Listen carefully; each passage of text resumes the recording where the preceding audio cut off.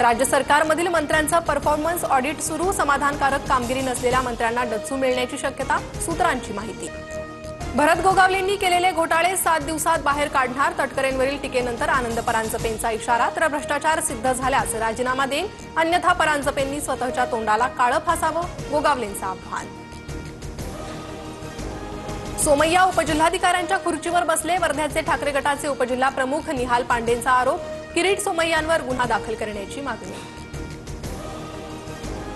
बीडमध्ये राष्ट्रवादीच्या बाप्पासाहेब घुगेंच्या वाढदिवसाच्या बॅनरवर वाल्मिक कराडचे फोटो, TV9 मराठीच्या बातमीनंतर कराडचे फोटो असलेले बॅनर हटवले। तांत्रिक बिघाडामुळे अहमदाबादहून लंडनला जाणारं एअर इंडियाचं विमान रद्द, विमान दुर्घटनेनंतर पहिल्यांदाच लंडनला जात असताना रद्द।